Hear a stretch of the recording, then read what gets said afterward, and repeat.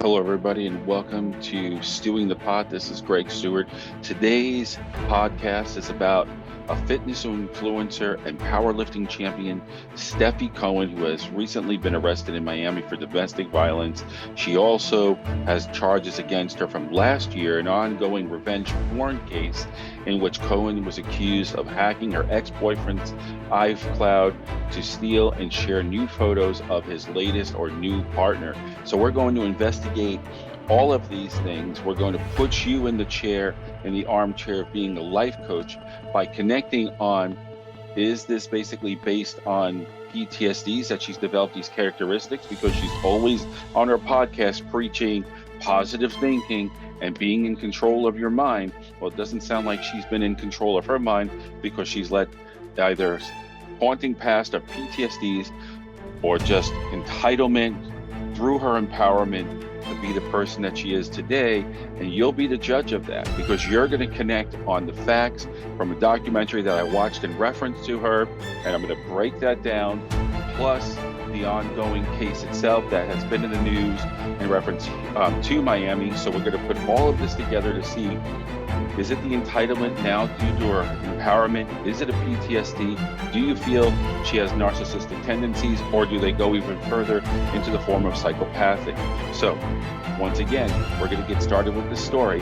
But before we do, please like, share, and subscribe, or subscribe, like, and share. But please help us out with that because your work with us has been great by subscribing. We've been definitely developing this podcast, and it's thanks to you. So once again, please like, subscribe, and share. And now on with the story. All right. So once again, welcome to Stew in the Pot. I am Greg Stewart, and today we're talking about Miami resident Venezuelan fitness influencer who lived and was born in Venezuela. And she said her path started there in reference to building the character, the identity that she is today. But before we go into that, why is she, even if you're not a follower of her as an influencer, why are we speaking about her? Why is she on true crime? Well, she committed a crime recently in reference to, as you heard me say in the beginning, of beating up or fighting her boyfriend. Now, when she was arrested, she claims that her ex-boyfriend was coming over to get some items that he had left behind. And as he was doing this, I guess he put his cell phone on the counter. He noticed that the cell phone, when he came back in, was gone. When he went to approach her and said, "Hey, Steffi, give me my cell phone. I want my cell phone back," she denied having it. So this is at least what Steffi said to the police. So his story was a bit different. So she then stated that, "I don't know what you're talking about. It turned into a scuffle. And that's how he got all these marks. I was defending myself." But the police had stated she had no marks on her whatsoever. So they decided to, because of the evidence that she obviously claimed that she did not have the phone, but apparently her fingerprints or something was on it. So that basically stated that you did have the phone. And now from this point, he has the marks, you don't. It didn't look good for Steffi. So they end up taking her in. And from this point, they found out through this arrest that she's also waiting for a court date coming up this August. A court date from last year with the ex where they broke up. She went over his home, went into his computer, got access into the computer while he was in the bathroom, this, that, or who knows what, while she was visiting there to talk about who knows what. But she managed to get into the computer, and in the computer was intimate photos of him with his now present girlfriend. She downloaded these or attached them to an iCloud and sent them all through social media, exposing their privacy. This was illegal. This was brought up, and this is the court case to come.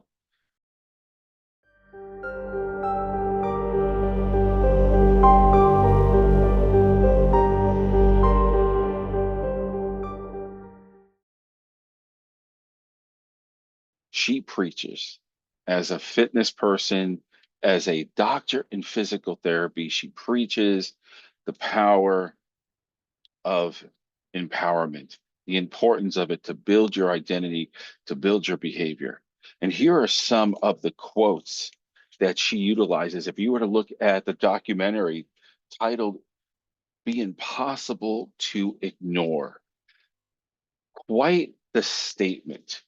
And she says, that's how I lived my life, to be impossible to ignore, to do whatever it takes to be noticed.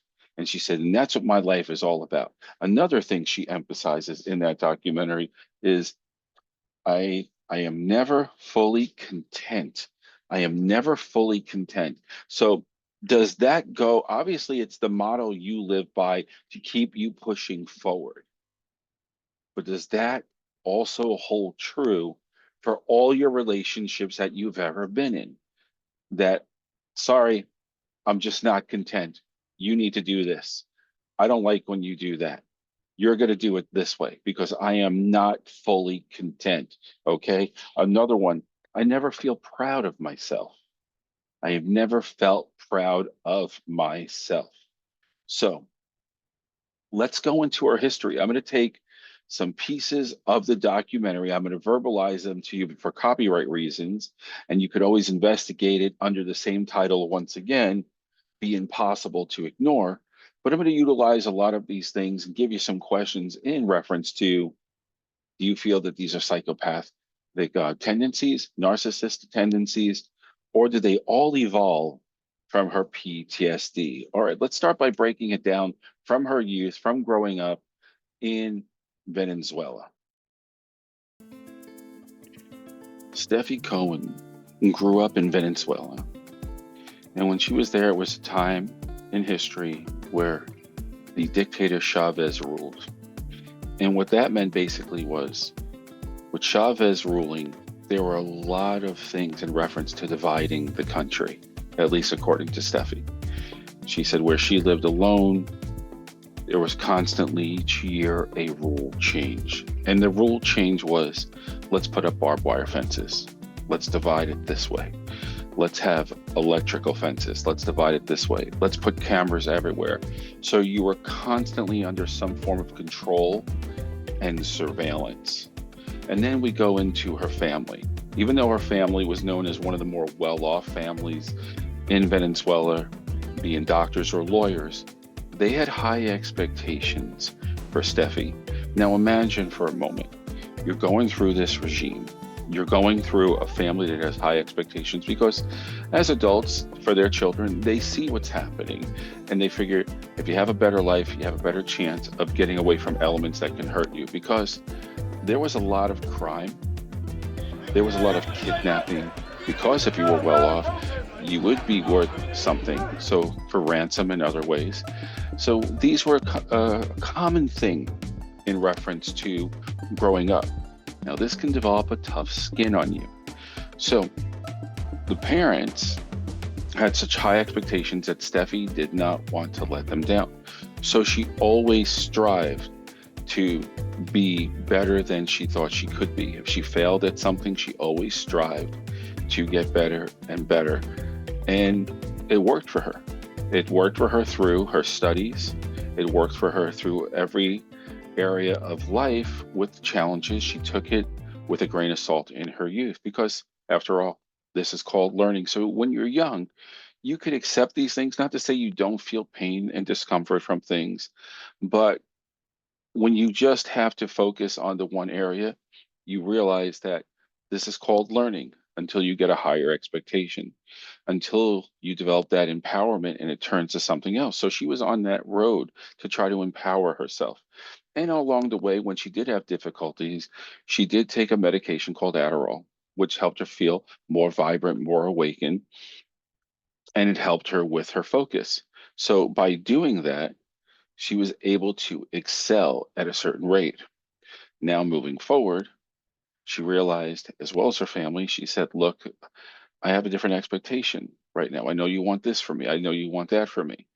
You want me to be a doctor. You want me otherwise to be a lawyer. And she could tell they just didn't believe in her goal. She got involved in fitness things, and they said that's what boys do, and that's more for alphas. And you're a little girl, you have feminine qualities. You should be doing feminine woman things. And this really bothered her because we lived in an area, she stated, where you had to be a little tough, you had to be a little stronger, and you had to be able to walk a certain walk. And maybe our folks not going outside of their doctorhood or their lawyerhood, they didn't see from her eyes or her vision. So the belief system in her future was not as strong as hers. So the idea was maybe I could make a deal. I'll go to America, I'll become that doctor, but I'll get into physical therapy. So during her studies, that's when she was doing these things. And even when she was having those moments, she had the Adderall to help her get through. And from this point, she started to even more so get into her fitness while she was in school. And she was exceeding beyond her expectations. Beyond her expectations, she started winning things. And then they started putting her into forms of championships, and she started winning in those. And before you knew it, she was a world champion. So, becoming this world champion, she felt, wow, I'm doing things that I never thought I can do. And she got involved with the right people. And as she would say in her documentary, timing was everything. So it wasn't that I had something special. It wasn't that I wasn't doing anything else that other people was doing or not doing. It was that my timing was at the right time. Now, she makes money. She has a better vision. She has a better dream, even though she's still in school. She said, I'm doing so well that I could even see the future. I could even see that financially this will be worthwhile, as well as something that will fulfill me. I'm even making more than my professors are. So there must be something to this. Well, she all of a sudden got her degree, became a doctor in her work as a physical therapist, but even doing that wasn't inspiring. Now, she'll tell you also that fitness was a wonderful thing, but she also has other dreams and visions because it wasn't even something that she disliked, but she could always find more enjoyment in thinking of other ways to conquer other things, like being a business owner, putting out a certain message in reference to fitness and your health and your body, because after all, this was the lifestyle that she was living and connecting for herself. So you have these elements in play. But then what happens during these times is that she's referencing using what we call in the world of behavioral work, life coaching, we call what's called a universal quantifier. And a universal quantifier is something that we say, oh, well, everyone's doing it, or this is happening in the world. And you do this when you're really reflecting life on yourself. So whenever she had a moment of, this was really rough on me, but everybody has that, right? Or I couldn't do this, but everybody couldn't do this, right? She would put herself in this circle of, if I couldn't do it, it's just because nobody can do it.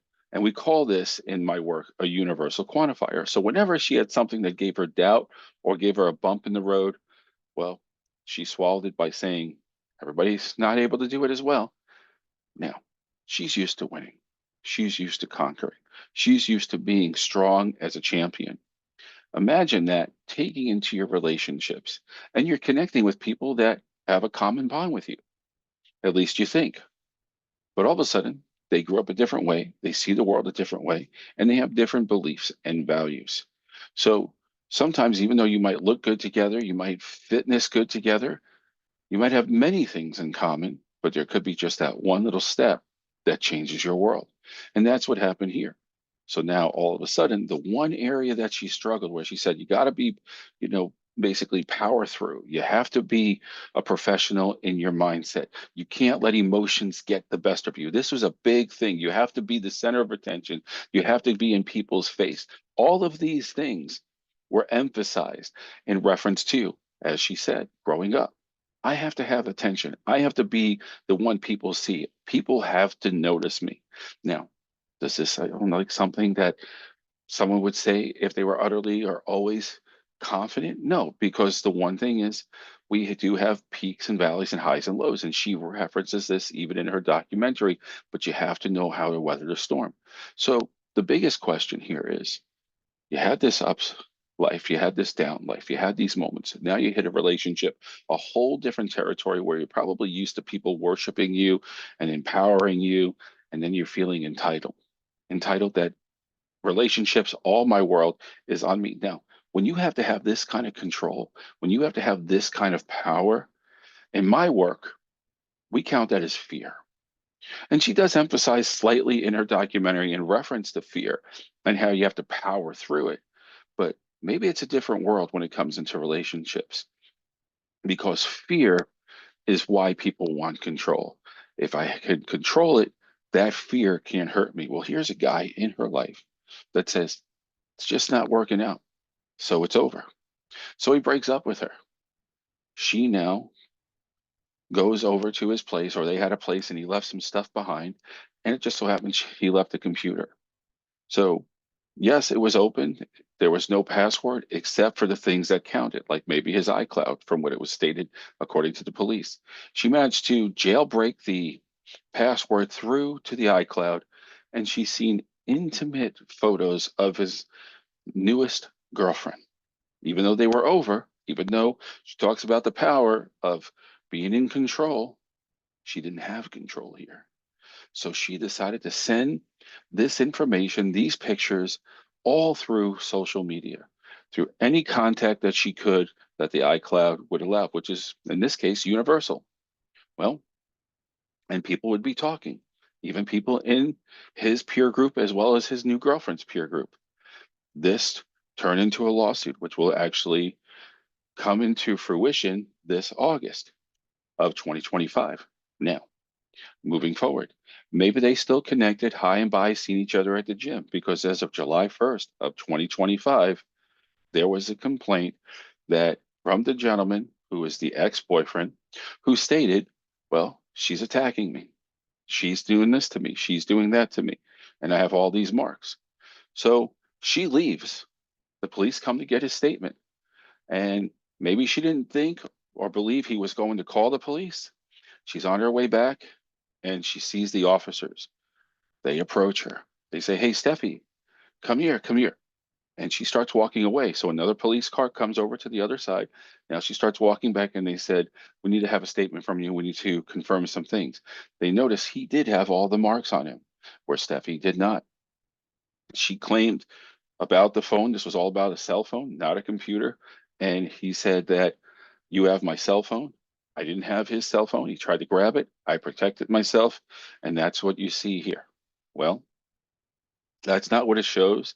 And then we also have the confirmation of a law case going that you've done something to him before. So we're going to take you downtown because at least right now, because of the cause that we do have, he looks assaulted, you don't. So we're going to take it down and you did admit to striking. So that means that you did hit this person and these marks indicate it. So at this point, the officers tried to arrest her. She is not allowing them to put cuffs on. And if she did, she's focusing her hands to the front of her stomach, into the front area. They want to put them behind, so she can't reach over or do anything. They try to explain this. She won't have it. Eventually, it took a few officers because they, as you could see, Steppy is a very big, strong person, woman in this case, and they managed to get the cuffs behind her and they managed to lock her in. But that's not good enough because of her martial art training and also her other skills and her strength. She attempts to sweep one of the officers and knock him on his butt. This point, he gets up, grabs her with the other officers. They manage to get her into the car. She breaks the door of the car with her powerful and strength. Then they manage to take her downtown, and she does get booked. And now, as I stated, she will be going to court sometime in August of 2025. Moving forward, you heard the story. You heard about her upbringing in Venezuela. Does she get a pass because of the high expectations of family life, of being something, of wanting something? Or do you say, no, that's just privilege? Everybody lives in bad areas, despite what was going around in Venezuela. It didn't sound like her parents were abusing her. Okay, we have that fact. Well, then there's also the Adderall. Is she still on it? She was before for focus to get her going. And if you look at her physique, there is a judgment online that, hey, Looks like she's doing some steroids as well, because most physiques don't even get that shape, man or woman, without a little help. Now, she did eat right. She did do her fitness right, but could there be also a chemical reaction to that? So you have those aspects that are playing into it. And then, of course, not meeting certain needs after you're used to being in control and having the power of things. Here comes a guy who I would imagine had some relationship that they felt some form of love. Now he's saying goodbye. He met someone, and now your emotions can't take that either, because you're not used to it, because you're used to controlling your environment. So these are the facts. Now, going to that particular little area with the assault, she is going to go to court for what we know is the case with the pornography that was put on last year. We said August of 2025. But when I listened to a law and order program in reference to Stefi, she might actually just get off, at least with the assault charge, is what the lawyer said, even though it is connected as a criminal case now, because she may get off because the boyfriend or ex-boyfriend says, I refuse to press charges, but yet you made the phone call. Now, will it go against her still? Will the district attorney still go after her because she did resist and she did assault, in a sense, the police and struck the car?